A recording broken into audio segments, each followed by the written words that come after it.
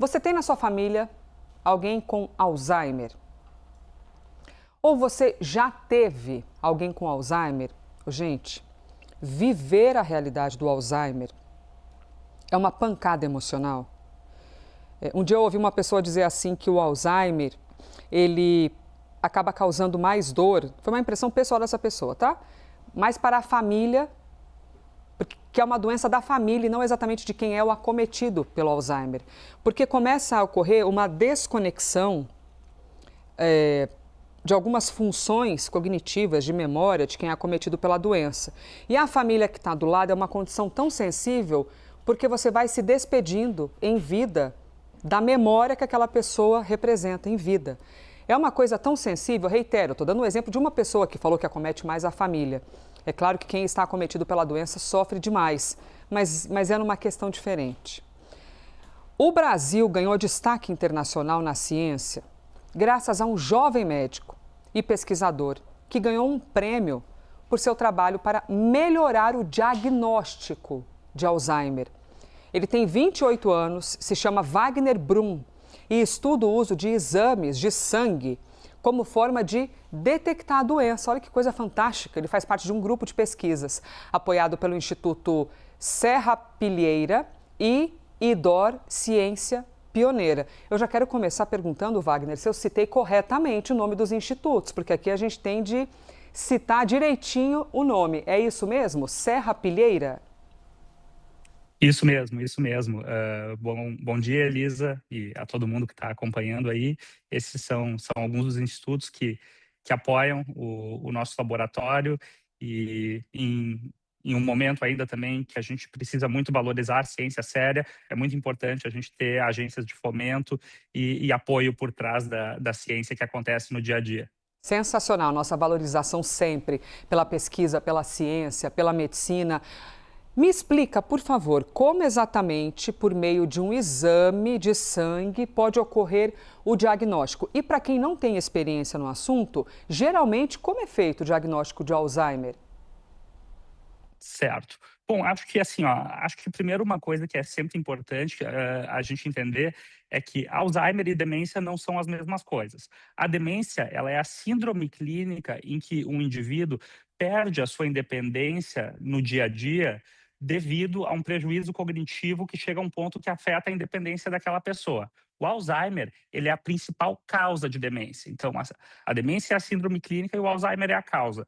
É como se fosse, por exemplo, a febre, né, que a gente fica com a temperatura elevada, a gente sua, tem calafrios, mas ela pode ser causada por vírus, fungo, bactéria e outras coisas.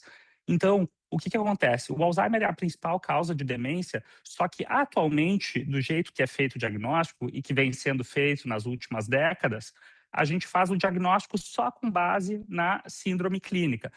E, enfim, por que isso virou um problema no Alzheimer e virou um debate? Porque os anos foram passando e não conseguia se desenvolver, tanto que a gente sabe hoje, quando a gente tem um familiar ou um paciente que desenvolve a doença, a gente não tem um tratamento ainda bem disseminado que consiga parar os sintomas. Então, se mudou essa ideia de que o Alzheimer deveria ser feito um diagnóstico clínico somente, para que se criassem, existia então essa necessidade de terem exames para verificar o que estava acontecendo no cérebro fora a parte clínica. Então, o Alzheimer, basicamente, terminando a explicação, a gente acredita então que ele é causado pelo acúmulo de duas proteínas que desencadeiam uma série de eventos. E o que acontece? A gente não conseguia, até os anos 90, ter um exame que permitisse a detecção dessas proteínas para caracterizar uma assinatura molecular do Alzheimer durante a vida. Então, nos anos 90 se desenvolveu uma técnica para medir essas proteínas no líquor, que a gente coleta com uma punção lombar, que é uma técnica um pouco invasiva, que tem que colocar ali uma agulha entre as vértebras e coletar o líquido, que nem muitas vezes se faz para coleta de líquor para meningite, e depois veio uma técnica mais avançada para ver essas proteínas do cérebro. Só que uma é invasiva e outra é cara. E daí, por isso, criou-se essa necessidade, então, de ter um exame de sangue para poder detectar essa assinatura, essas alterações cerebrais características do Alzheimer. Que explicação, hein?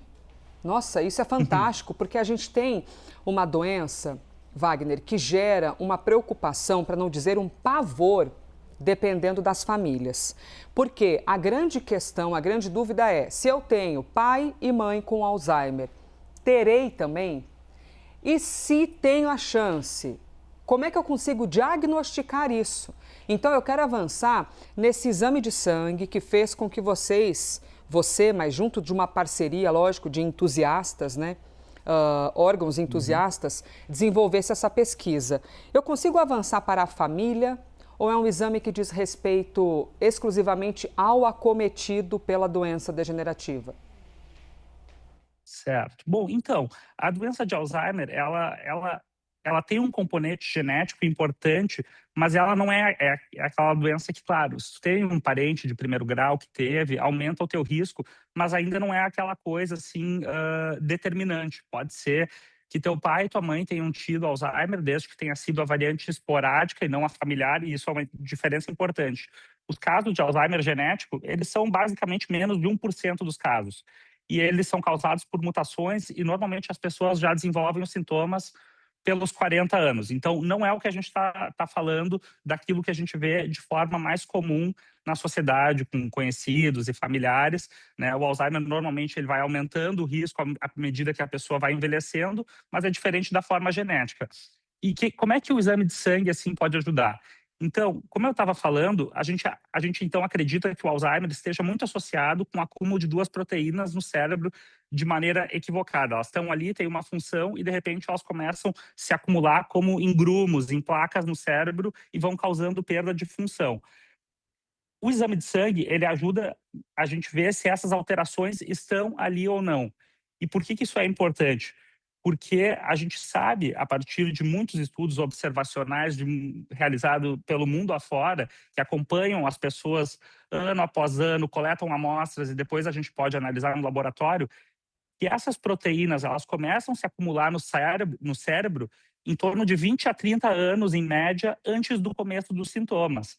Então, o exame de sangue ele pode nos dar informação de que, por exemplo, e muito importante clarificar isso, ele está começando a ser adotado na prática clínica, mas, por enquanto, em pessoas sem sintomas, a gente não recomenda o uso de exame de sangue, tá? A gente recomenda ele hoje em dia mais para a questão do diagnóstico diferencial, ajudar naquela pessoa que já está com problemas. Mas o que a gente já está vendo no contexto de pesquisa? Que pessoas que não têm nenhuma queixa cognitiva, ali pelos seus 50, 60 anos, podem começar a ter o acúmulo dessas proteínas e, de repente, poderiam estar indo ali fazer esse novo exame de sangue, que chama PTAL 217, e ter o exame alterado 20 anos antes de começar a ter sintomas.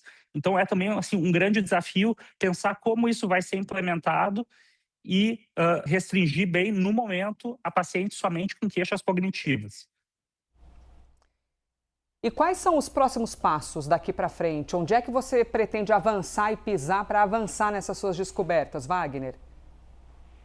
Bom, eu acho que uma das principais questões, por exemplo, pensando na nossa realidade brasileira, é que, por exemplo, antes eu comentei que já há umas 2 décadas, mais ou menos, existiam maneiras de que a gente podia fazer um teste que nos dissesse o que estava acontecendo com o cérebro daquela pessoa em relação ao risco do Alzheimer.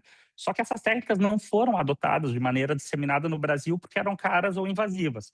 Eu acho que agora um dos nossos principais desafios é implementar esse novo exame de sangue e realizar mais estudos na população brasileira. Nós estamos fazendo no Rio Grande do Sul, junto com o professor Eduardo Zimmer, que é meu orientador do doutorado, nós estamos coordenando um estudo que se chama IB Bioneuro, que é a Iniciativa Brasileira de Biomarcadores para Doenças Neurodegenerativas, que também conta com o apoio do Ministério da Saúde, e um dos nossos principais objetivos é mostrar, então, que esse exame funciona bem na população brasileira, para que ele possa começar também, num futuro a médio prazo, a ser implementado também na rede básica e também que a gente possa conseguir capacitar os profissionais, tanto especialistas quanto profissionais de atenção primária, eventualmente, a poderem começar a solicitar e disponibilizar esse exame para que possa ajudar, porque isso é uma coisa que a gente vê claramente nos estudos, em pacientes com queixas cognitivas,